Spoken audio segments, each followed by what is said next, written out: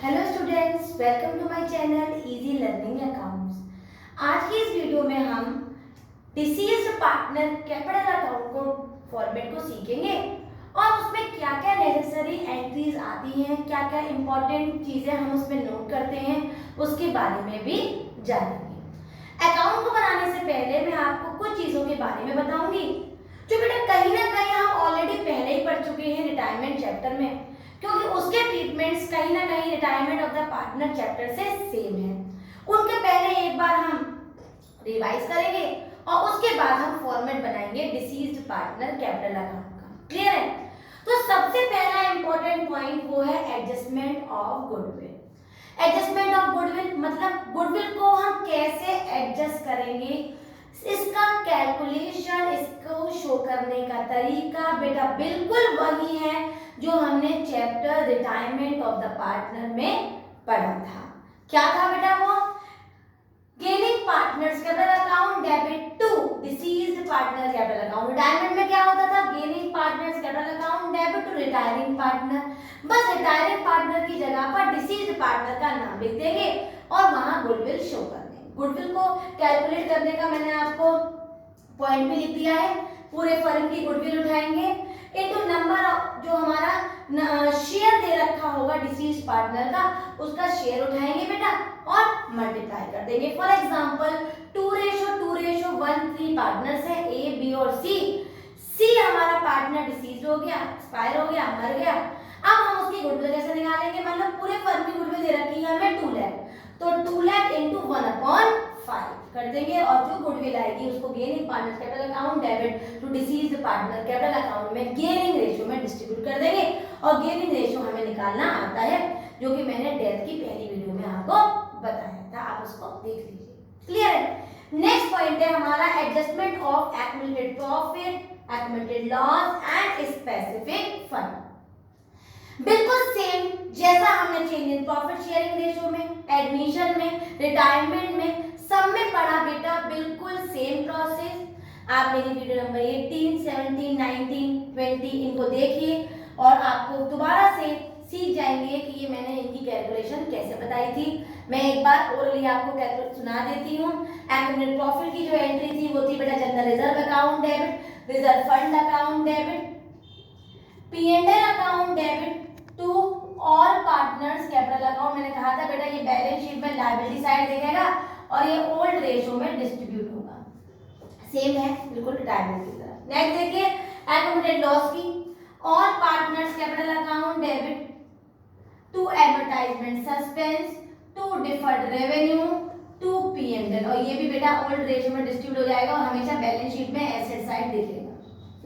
तीसरी entry specific fund की बताई थी, workman compensation reserve account debit, investment fluctuation reserve account debit, WCR account debit, IFR account debit to all partner. तो ये भी मैंने कहा था ओल्ड रेशियो में डिस्ट्रीब्यूट हो जाएगा और बैलेंस शीट में लायबिलिटी साइड दिखेगा। ऐसे कई एडजस्टमेंट भी सिखाए थे, वो भी आप वीडियोस को देख लीजिए और समझ लीजिए, रिवाइज कर लीजिए। क्यों? क्योंकि अगर ये आपको कैलकुलेट करना नहीं आएगा तो हमारा आंसर बिल्कुल भी सही नहीं आ पाएगा। राइट, आगे बढ़ते हैं। Revaluation account. अब आपको मुझे लगता है अच्छी तरह से रिवैल्यूएशन अकाउंट आ चुका होगा, क्योंकि ये हमने डेथ रिटायरमेंट चैप्टर में भी पढ़ लिया, एडमिशन चैप्टर में पढ़ लिया, change in profit sharing ratio में भी पढ़ लिया। इस फॉर्मेट को मैं हल्का सा रिवाइज करा देती हूँ। हम पर्टिकुलर अमाउंट इस तरह फॉर्मेट बनाते थे। जितने भी प्रॉफिट होते थे वो हम क्रेडिट साइड और जितने भी लॉसेस होते थे बेटा उसको हम डेबिट साइड दिखाते थे। मान लो कोई एसेट्स बढ़ गई, कोई लायबिलिटी कम हो गई, कोई अनरिकॉर्डेड एसेट्स आ गए, उसे हमने प्रॉफिट में दिखाते थे। कोई एसेट्स कम हो गई, कोई लायबिलिटी बढ़ गई और कोई अनरिकॉर्डेड लायबिलिटी हो गई, उसे हम डेबिट साइड दिखाते थे बेटा। और अगर बैलेंसिंग डेबिट में की है तो to profit transfer to partners capital account, और बैलेंसिंग अगर लॉस में किया है तो by loss transfer to partners capital account, और ओल्ड रेशियो में हम इसको डिस्ट्रीब्यूट कर देते थे। तो बिल्कुल जैसे हमें इस रिटायरमेंट में पढ़ा, डेथ में, एडमिशन में पढ़ा और हमने change in profit sharing ratio में पढ़ा, बिल्कुल सेम रिवैल्यूएशन अकाउंट का कॉन्सेप्ट हम अब दोबारा फॉलो करेंगे। नेक्स्ट जो पॉइंट हमारा आज का मेन है वो है format of deceased partner capital account. इस फॉर्मेट में और अब तक जो हमने पार्टनर्स कैपिटल अकाउंट के फॉर्मेट पढ़े उसमें बस एक छोटा सा अंतर ये है बेटा, ऑल पार्टनर्स कैपिटल अकाउंट में हम सारे पार्टनर्स का कॉलम बनाते थे, लेकिन डिसीज्ड पार्टनर में हम केवल मरे हुए पार्टनर का ही अकाउंट बनाएंगे। तो देखते हैं इसका फॉर्मेट। ये है हमारा डिसीज्ड पार्टनर कैपिटल अकाउंट, मतलब मरे हुए पार्टनर का कैपिटल अकाउंट। ये क्यों बनाया जाता है? ये तब बनाया जाता है बेटा जब हमारा पार्टनर उस समय मर गया हो जो हमारा एक अकाउंटिंग ईयर का मिड का टाइम हो, तो उस समय उसके एग्जीक्यूटर को हम क्या क्या पेमेंट देंगे, उसके लिए हम ये अकाउंट बनाते हैं। तो एक एक करके देखते हैं इस अकाउंट में क्या क्या आता है। तो सबसे पहले आता है बेटा by balance BD. By balance BD में जैसे अब तक हम उतारते थे, बैलेंस शीट में लायबिलिटी साइड जो डिसीज्ड पार्टनर का कैपिटल होगा बेटा वो हमारा बाई बैलेंस बीडी में उतर जाएगा। बच्चा कह रहा है कि मैम अगर एसेट साइड मरे हुए पार्टनर का बैलेंस है तो बेटा कोई प्रॉब्लम नहीं है, तो हम टू बैलेंस बीडी के नाम से उतार देंगे। तो इन दोनों में से कोई एक बैलेंस उतरेगा। क्लियर है बेटा? अगर क्वेश्चन में डिसीज्ड पार्टनर का करंट अकाउंट भी है, अगर बैलेंस शीट में डिसीज्ड पार्टनर का करंट बैलेंस भी है, तो अगर लायबिलिटी साइड बेटा करंट बैलेंस है तो उसको हम क्रेडिट साइड उतार देंगे, और एसेट साइड बेटा अगर कोई करंट बैलेंस है तो उसको हम डेबिट साइड में उतार देंगे। अब हम अपने फॉर्मेट को शुरू करते हैं। हमारी जो पहली एंट्री होती है, जो सीक्वेंस मैंने आपको शुरू से बताया है फॉलो करना, वो होती है एक्युमुलेटेड प्रॉफिट की एंट्री, मतलब general reserve, reserve fund, P&L, और वो हमें बैलेंस शीट में लायबिलिटी साइड दिखता है, और पार्टनर्स कैपिटल अकाउंट में हमेशा हम उसको क्रेडिट साइड लिखते थे। तो हम यहाँ पर भी by general reserve, reserve fund and P and L में से जो डिसीज्ड पार्टनर का शेयर है उसे उठा के यहाँ लिख देंगे। फॉर एग्जांपल अगर जनरल रिजर्व 60,000 है और मरे हुए पार्टनर का शेयर 1/3 है, तो यहाँ पर आ जाएगा 20,000। क्लियर है बेटा? इसी तरीके से एक्युमुलेटेड लॉसेस मतलब एडवर्टाइजमेंट सस्पेंस, डिफर्ड रेवेन्यू और पी&एल अगर बैलेंस शीट में एसेट साइड दे रखे हैं तो उसको भी हम डेबिट साइड पुट कर देंगे। तो ये हमने वही काम किया जो हम पार्टनर्स कैपिटल अकाउंट में करते थे। क्लियर है? तीसरी एंट्री भी हम यहाँ पर पुट करेंगे अगर वर्कमैन कंपेंसेशन रिजर्व या investment fluctuation reserve balance sheet में लायबिलिटी साइड है।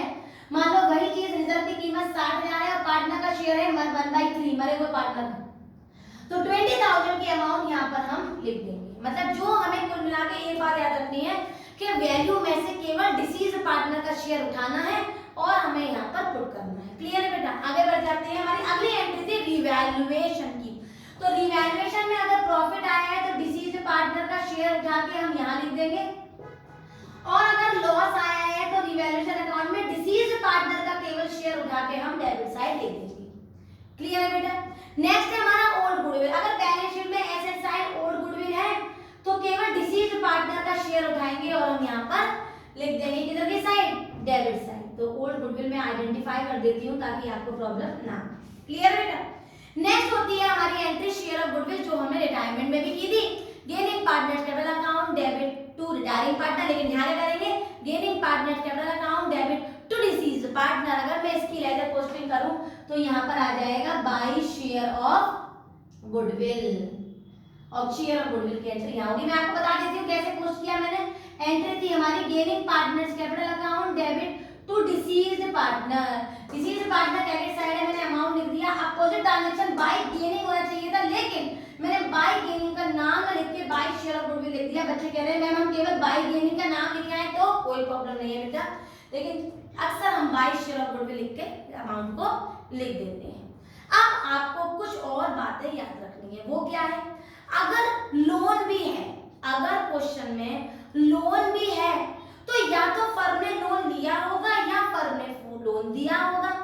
ठीक है बेटा? तो हम किस तरह से दिखाएंगे? देखिए बाय लोन बाय पार्टनर। अगर पार्टनर ने फर्म को लोन दिया है और अगर पार्टनर ने फर्म से लोन लिया है, लोन टू पार्टनर, तो याद रखिएगा अगर लायबिलिटी साइड की लोन है लिखी हुई है तो हम उसे क्रेडिट साइड उतारेंगे, और बैलेंस शीट में एसेट साइड अगर लोन है तो उसको हम यहाँ डेबिट साइड में क्रॉस करके उतार देंगे। अब याद करिए वो दिन जब हमने फर्स्ट चैप्टर पढ़ा था, फर्स्ट चैप्टर में मैंने आपको जो पार्टनर्स कैपिटल अकाउंट बताया था उनके भी पॉइंट्स को हम उठा के डिसीज्ड पार्टनर में लिखेंगे। क्यों? क्योंकि जो भी पैसा कोई भी किसी भी तरीके से जिस पार्टनर को मिलना था और वो मर गया तो उसके एग्जीक्यूटर को मिलेगा। तो यहाँ पर आ जाएगा बाई इंटरेस्ट ऑन कैपिटल, किसका शेयर आएगा यहाँ पर? केवल डिसीज्ड पार्टनर का। बाई सैलरी, किसकी सैलरी? केवल डिसीज्ड पार्टनर की। बाई कमीशन, किसकी कमीशन? केवल डिसीज्ड पार्टनर की। और यहाँ आ जाएगा टू ड्राइंग्स, जैसे हम पार्टनर कैपिटल अकाउंट में लिखते थे, किसका? केवल डिसीज्ड पार्टनर का शेयर। और यहाँ टू इंटरेस्ट ऑन ड्राइंग्स, किसका शेयर? केवल डिसीज्ड पार्टनर का। एक बार इसको और रिवाइज करते हैं। सबसे पहले हमने लिखा bank balance PD, current account का बैलेंस अगर है तो हमने वो भी उतारा, जरूरी नहीं है बेटा इसमें जो हो वो उतारेंगे, क्लियर है।